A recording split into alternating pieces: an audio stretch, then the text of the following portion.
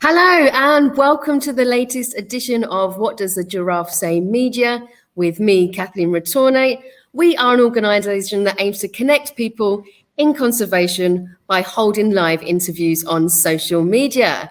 Today it is World Rangers Day and there's a lot of work going on to support the work that rangers are doing.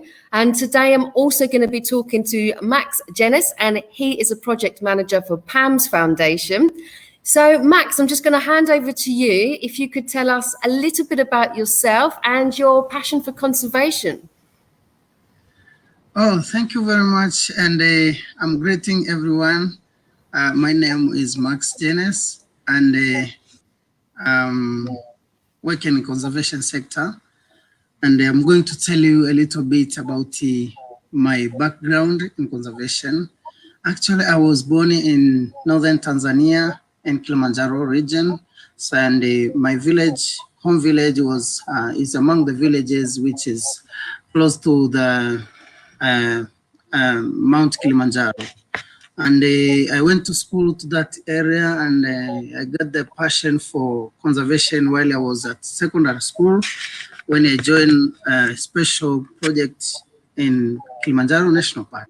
The park is just on the slope of Mount Kilimanjaro. I did my kind of research there while I was at secondary school, and I realized that the research I was doing was mainly concerned about the tourism industry in Tanzania. But I saw the aspect of conservation and the contribution of conservation in tourism industry. I saw it was like something very tremendous, and I got the passion to join the conservation industry. I said, okay, this is one of the things I'm going to focus in my future life. And that's when I started to get the passion of engaging myself to conservation. And I went with that idea and the passion. I took it towards my further studies. But, you know, before doing this research, my family wanted me to do a medical doctor. I was supposed to be a doctor because my parents and the family were not very much aware about how can somebody become a conservationist, and what does it mean? They were only thinking about the engineering, you know, medicine, doctor of medicine, pharmacy, you know, those kind of profession, becoming a lawyer. But I just came with an idea. I said, no, regardless that I did a science, but I'm going to, you know, to deviate from the doctor of medicine, and then now I'm going to do the conservation. So I had to explain it to my parents until they get to understand that, oh, this is something which is, this guy can join, and you know, in the future he can do some changes to the bigger community. So I went with that passion, and I decided to join the university, and I did my studies in wildlife management. Yeah, that's how I came up with the idea of engaging myself to conservation. Well, we're so glad you did. Thank you so much. And then when you said to your parents that this is a job that you wanted to do, I mean, we'll go a bit deeper into it later, but a ranger's job is a very difficult job. It can be a very dangerous job. There are chances that, you know, that you could be killed for your passion. What was their thoughts about that? And were you nervous about that as well? Well, when I started to feel like I need to join into conservation sector, I was really not aware that there is something which can cause risk while in a conservation sector. I was only thinking the aspect of, you know, engaging to conserving the environment, seeing the wildlife moving freely, majestical, and seeing the nature is intact without being disturbed. But I was not aware that conservation has the aspect of protection, and that which is very important. So I just thought, if I'm in conservation, and I will just carry it on, and that's it. But when I completed my studies and I joined PAMS Foundation, then I was assigned the project, and I found myself that, wow, this is something different. I have to go and standing in front line. I need to protect this wildlife so that they can exist. Further generation, next generation, they also need to enjoy, to see the wildlife, you know, the function, ecosystem function of the part of the ecosystem function. So I found myself now, this is something I need to put my life a little bit at risk. But I said, no, this is something I love, so I will have to go. So yeah, I took it like that, and I'm happy. I'm still working on it, and it's going well. Excellent. Thank you so much, Max. I also understand that in 2014, you received a IUCN Young Conservationist Award. Can you talk to us a little bit about this and then what that kind of meant for you? Well, this one I will have to take to tell you about the project I was coordinating in southern Tanzania after being engaged with the, after I joined PAMS Foundation. I was assigned a work to coordinate the anti-poaching project. And, you know, by then, the poaching crisis in Tanzania, just like some other countries in Africa, the poaching crisis was very well pronounced. And, you know, it was the area I went to coordinate and poaching work was I can say it was the epicenter for poaching. So I had to go there, and I had to say myself that this is something I will have to, you know, I have to do. So I went there, and I did all I would have done by then. But the situation of risky, you know, the poaching, it was commercial poaching, and it's all about ivory poaching for the ivory, killing of elephants. So I had to feel like this is something very risky. And the project area was, you know, between two countries. It was kind of, you know, boundary of Tanzania and Mozambique. And having that project area location, it was kind of difficult for us to control the poaching incidents, because, you know, poachers were moving across the border. Sometimes we have the information of the poachers, but they run across the border. Once they are on the other side of the border, then they are out of our control, because it's the neighboring country. But we had to employ what we could, what was in our capacity, to make sure that we are going to control the poaching. And we ended up arresting a lot of people, and ivories. I mean, we recovered a lot of ivories, and also the firearms, because it was like a war. They used to have bigger weapons, and you know, others were military weapons, using those military weapons. So in a nutshell, I had to coordinate the rangers of not less than 300 rangers, to make sure that we are going to turn the tide of poaching in that area. And this was I can say this was the very important aspect for behind my award, my IUCN Young International Award. That was the credit which gives me the opportunity to win that award. That's Yes, and thank you. And it was I went. It was presented. This award was presented in in Australia, Sydney, in Sydney, Australia.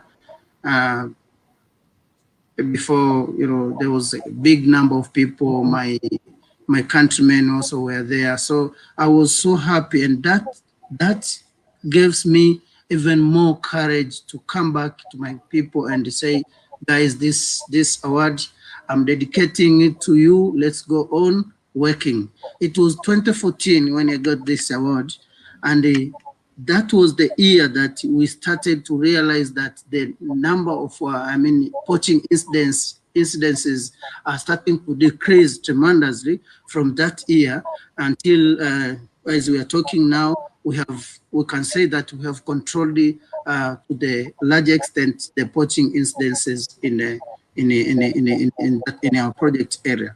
So that is something I can really proud of. Yes. And rightly so, for sure.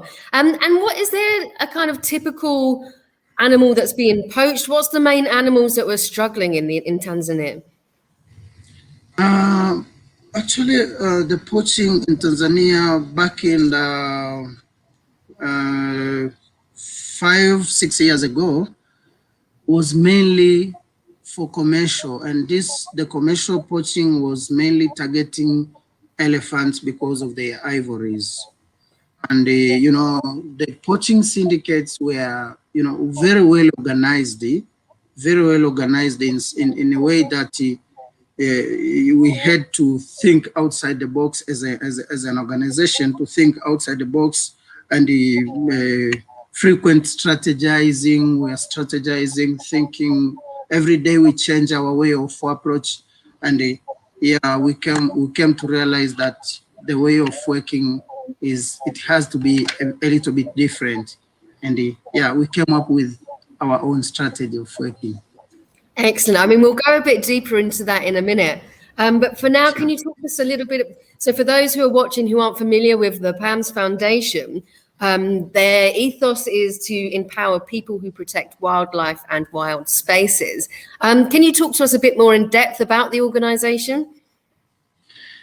Yes, PAMS Foundation is a non-government organization, and our main focus is on anti-poaching, and we have been doing it for more than 10 years now in Tanzania. And but we have an approach of working which is a little bit different, and that is including we do the bottom-up approach. We have the bottom-up approach. We used to call it like that, and this is something which is giving us a bit of different approaches compared to the normal one. So we as PAMS Foundation, we are dealing with anti-poaching in Tanzania, and starting from the bottom to the up. I will tell you more about that. Excellent, thank you. And so when we're talking, as you're saying, when we're talking about going from the bottom up, so you're starting what from the basis of going right to from the local communities. What kind of do you mean by that? First of all, we are working with the government in anti-poaching because according to the government policy, the work of protection of wildlife is mainly by the government. So what we do is to building capacity for the government rangers, and also working hand in hand with the government rangers. But also we realized that the nature of our operations are intelligence-led operations, but not only intelligence-led operation. We need to start it from the bottom. I mean, from those who are living adjacent to the protected area or wild places. And this group of people who are living adjacent to the protected area were kind of forgotten, not to be engaged into poaching operations. So we came up with this strategy that this local community, we need to engage them into anti-poaching initiatives. How? Because from the community, there's community rangers, but also community rangers are not enough. We need also to engage normal people from the community. So we had to recruit the community members to become a very important source of information for us, so that they can feed us with the information and which can assist us to get more results depending on what we are aiming to do.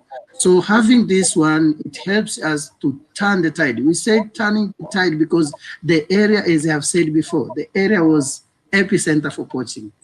But we managed to change it until now. We can see animals are roaming around freely, comfortably, and we are now having a task to take care of those animals which are roaming around, but also without forgetting taking care of people who are living adjacent to those animals. Yes, so engaging the community means that we really engage them from the community rangers, but also from the members of the community farmers and that kind of. Yeah. And I mean, I guess for them to come forward to you with information, they have to be able to trust and believe in what you're doing. How do you gain that? Yeah, but for them to trust us, we had to, it wasn't easy. Actually, I can admit that it was not easy. We had to build a trust between us and them. And how did we come about to build a trust? Is because, first of all, we were living with the community. We were part and parcel of the community. Our offices were in the middle of the community area, in the village. We used to stay with them. But also, we came to realize that some of the community members, they were not also happy with what was going on. I mean, poaching. They were not happy completely. And that's the chance we used. We applied that chance to get those who are not happy with with the situation of poaching. We bring them to our side so that they can be part and parcel of us.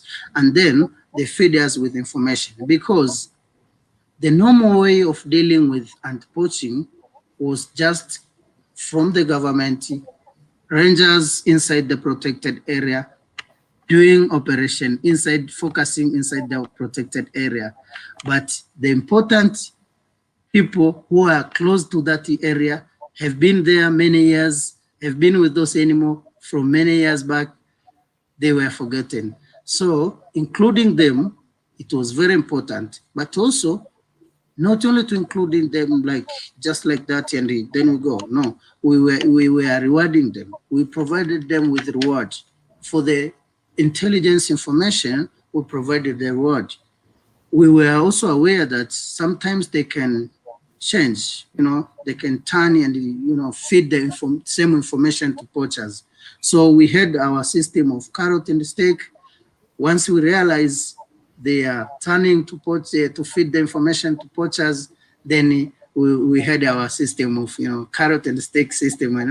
You can understand. We reward them, but sometimes if we realize that they're turning to other side, then we have to neglect them, something like that. But also not only to neglect them and end there, we just neglect them and make follow-up of them, their situation. So that was very important, and we ended up having a lot of information which led us to arrest of many poachers, arrest of many firearms, recovering of ivories and other trophies. Yes. And the rangers themselves, are they coming from the community? Yes. The operations it was starting from the ground, from the community. We have the village game scouts, but also we combine them with game scouts from the district and also from the central government, I mean the ministry. So these rangers from the community were the very important ingredient, because they were receiving the information.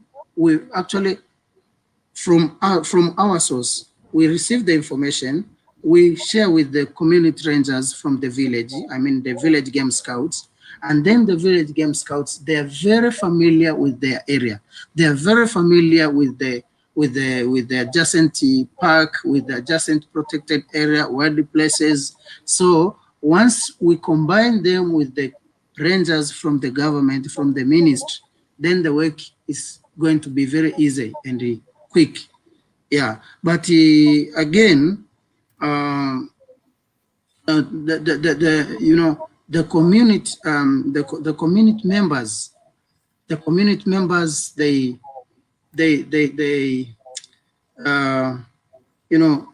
they are the one, I can say, they're the one who, from the bigger community, poachers are coming from the community also. The frontline poachers, they're coming from the community, because there's no somebody maybe from China who can come and, being familiar, becoming conversant with the area that the people are living. They must have somebody who is going to host them from the same community. So we realized that, and then we said, no, this is very important one. We need to include the community, because also the poachers, those who instruct them the ways, they're coming from the same community. So we use the same community also to investigate against what is going on. And that is the way we manage the situation. Excellent. It sounds like you're doing a fantastic job, and it obviously seems to be working as the poaching incidents die down. How is conservation in general viewed in Tanzania? And is poaching the biggest challenge, or do you have issues with human-wildlife conflict or the land use? Yeah, thank you. First of all, conservation in Tanzania is one of the, I can say it's like a diamond for Tanzania, because we have Tanzania is very rich in terms of wildlife and wild places, and this is something like a treasure for Tanzania, and so the country is really looking onto it, and the country has devote a lot of effort to make sure that the protected areas and all the wildernesses are well kept and protected, and it has the very big role in the revenue of the nation. The GDP, there's a big contribution from the tourism sector, and the tourism in Tanzania is mainly wildlife-based tourism. That is the main tourism that is being put into place by the country. So it's a very important sector. If I can say, the conservation sector is one of the very important sector for the nation. But there's some challenges, which is impacting the conservation sector in Tanzania. We used to have a very big challenge. 5 years ago, we used to have a very big challenge, and pronounced one, which was the poaching. Poaching for commercial was really threatening the conservation sector in Tanzania 5 years ago. But for now, the situation has been controlled to the extent that poachers had to improvise the new techniques of poaching. They have modified their techniques of poaching. Now it's even more, kind of sophisticated. They use a very high knowledge to make sure that they win with their poaching issues. But from our side, we have realized that, and we have engaged multi-sector individuals from different sectors of the government to make sure that we make a proper follow-up, and whatever the kind of modification they come with, will also go parallel with it. That's why I can tell you that there's a kind of modification that they have done to make sure that it's not going to be easy for them to be seen or to be caught. So for now, the situation, poaching is there. If it's there, it's of the very high kind of modification, of which day by day we realize how to go and how to deal with, from within the country, but also sometimes across the country. We make the follow-up, because, as I have said, that we have engaged the multi-sector. Yes, and not only the poaching. For now, the biggest issue with the wildlife sector or conservation sector in Tanzania is on human-wildlife conflicts, particularly human-elephant conflict. This one, I can tell you for now is a big issue here in Tanzania.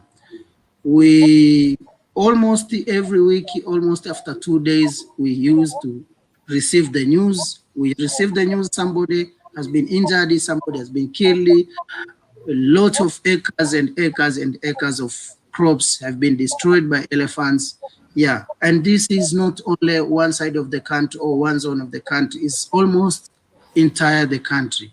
So the issue of the the human elephant conflict is very big now, but as an organization, we have seen that one. And last year, the government launched the strategy of dealing with the human-wildlife conflict, particularly human-elephant conflict. And we are among the stakeholders who are dealing with the human-elephant conflict across the country by using the passive methodologies, which are kind of the passive methodologies, which they don't need you don't need somebody to be there so that elephants can be scared away or can run away from the from farming area. It's kind of methodologies whereby the people can just stay at home and the dirty techniques can just work at its own. So that's something that we are doing, but the problem is big. For sure. Yeah. Well, thank you so much for doing the work that you are. And we can't talk about anything or any challenges or anything like that without touching on COVID. Has that had an impact on how PAMS Foundation are able to do their work, and how can people support you back home? Yes, as a part of the world, Tanzania also have been affected by COVID-19, and the conservation sector we have also affected by COVID-19.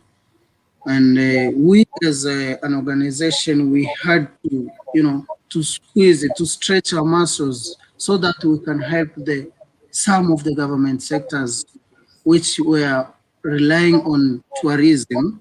But because of the COVID-19, it's very obvious that the COVID-19 hit the tourism sector. People cannot travel. So we had to stretch on our own to find a way that we can support the government sectors on how they can, keep on doing their daily operations. So we have been affected by COVID. Yeah, that one I can say. But I can say for those who can feel like they can help us and they can support, first of all, we are calling for them to, help us to promote what we are doing, to promote our work, to tell the people the approach that we are using. And the approach I have said that is the bottom-up community approach. And yeah, this is very important for people, the bigger community, to understand the approach we are using, and it led us to the success. So that one will appreciate a lot for people to assist us to talk to the people so that it can be understand. But also for those who are willing to support us in terms of donation, you can visit it. Please, you can visit our website. It's there, PAMS Foundation, www.pamsfoundation.org, and then you can easily find the means of donating comfortably. Yes, thank you. Excellent. As Max said, if you are watching this back home, please do like, comment, and share on this video. The more people who see it, the more awareness that we can get for the organization and help to spread awareness of the incredible work that they're doing. So Max, you've been in the industry for a little while now. If there's someone maybe from Tanzania or from another country looking at you as an inspiration, what advice would you give to them? And is there anything you know now that you wish you knew at the start? Well, for sure, I have a number of people who are looking at me, but also they are looking at the conservation sector, and they really feel like they need to be part of us, I normally encourage them, knowing that the work we are doing is for the world, is not only for the Tanzania. We are playing a very big role in a ecosystem functioning. We protect these animals, we protect the habitats, we protect the, the nature at large. And doing that, we contribute a lot to the ecosystem functioning. So whoever who feels like needs to join the conservation sector, I normally encourage them because I know the work we are doing contribute a lot. It contribute to those who doesn't know anything about conservation. So I like to encourage people to, to join us towards this, what we are doing. But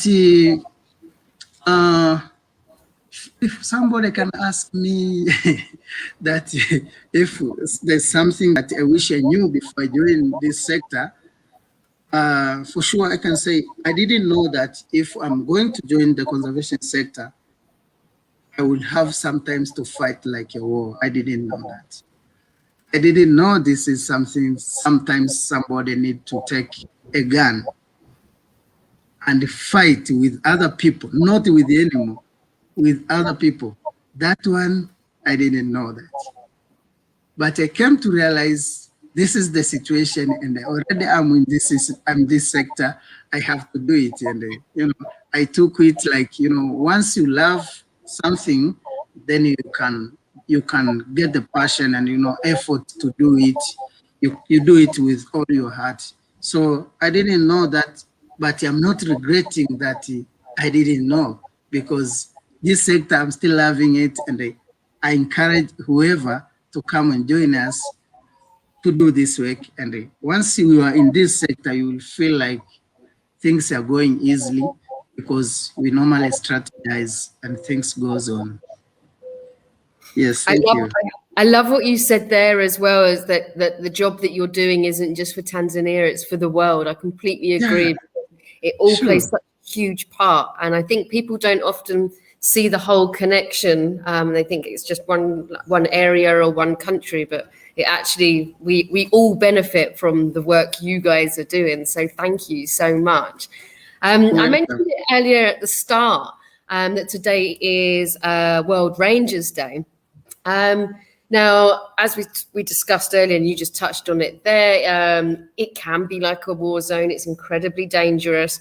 I mean, I got sent through a document today from the Rangers Association, and it was showing all the fallen rangers just this year, from July last year to July this year. And it was kind of staggering how many people have lost their lives in the fight for conservation.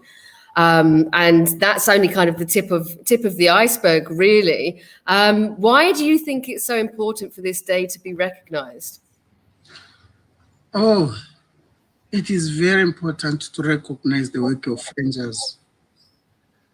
As I said, the role of rangers contributes a lot to the live planet that we are now. It contributes to our life because, if we left everything destroyed, then we are destroying ourselves. So we are the custodian of, looking after, creatures, looking after the ecosystem. If we can use this word, it's combining everything.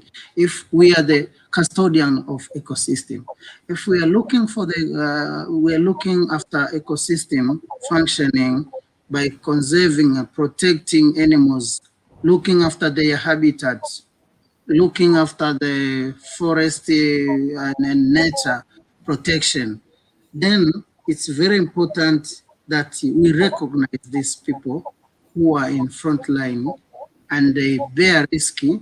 They leave their family sleeping at home. They opted to sleep in the field because of the entire, the bigger community. So it's very important, and they put their life at risk. You have displayed the list of rangers who have lost their life in a line of duty. You can imagine, working but knowing that you might cause your life, it might be the end of your life. That is something which needs the courage. So it's very important to recognize how rangers devote their life and what does it mean. So the world needs to understand the role of rangers because of what we are doing. We opt to do for the world. That's all I can say on that. Yeah, no, I completely agree with you. And I think today is such a good day of shining that light onto all the rangers around the world who are doing the work that they are doing. And it's often incredibly difficult work. The money's not great. They're away from their family. They've got the threat of humans and wild animals, because the animals don't always appreciate they're being protected. And it's an incredible job. So to any rangers watching wherever you are in the world, thank you so much for the work you're doing, and for you guys at PAMS Foundation and Max too. Okay, well, I've only got one last question left, Max, and then we'll wrap up. If anyone's watching back home and they would like to put a question to Max, then please just pop it in the comments section on the Facebook post and I will put it to him. Just so you know, Max, we've had some lovely comments as we've been talking, some really nice feedback, a lot of appreciation for the work that you're doing. What I wanted to ask you, I like to end things on a bit of a positive note, because I understand conservation can be a bit of a bleak topic at times, but I'd love to know what your favorite success story is. Oh, wow. I always share this success story. When I joined the organization and the area that I was posted, my area of work, I got kind of, having close friends who phoned me and told me that, you are going to risk your life.